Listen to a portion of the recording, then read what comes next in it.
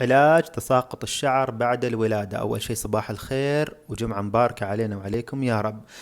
أكثر النساء يصير عندهم تساقط شعر بعد الولادة. في البداية لازم نعرف أن الشعر اللي تكسبه المرأة الحامل هذا مو بشعرها الأصلي أو الأساسي، لأن في الحمل، في فترة الحمل بعد أول 3 شهور يزيد هرمون الأستروجين بشكل كبير فيكثف الشعر. فدائما بعد 3 شهور من الحمل المرأة تلاحظ أن شعرها كثيف وحلو وجميل فتستانس. هي مسكينة مزاجها ضارب في الحمل، لكن تستانس يوم شعرها يستوي كثيف.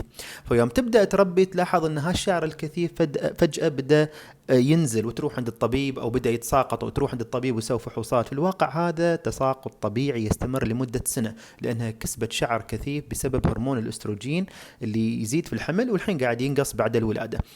هل في شيء لازم تسوينه؟ لا، تقريبا راح يرجع شعرك طبيعي بعد السنة. يعني يوم ولدك أو بنتك البيبي يكمل سنة من العمر يرجع شعرك طبيعي، فلا تحاتين ولا تخافين من هذا التساقط. الحين لو تساقط وايد كثيف سوي فحص مخزون الحديد، فيتامين د، بي 12، الغدة والزنك، لكن الأغلب إنه ما تحتاجين هذا كله. تحتاجين بس شامبو زين، كونديشنر زين، كونديشنر تقللين منه، ما تطولين وايد في الشاور، الشسوار تتجنبين الحرارة العالية، هالأشياء البسيطة المعروفة.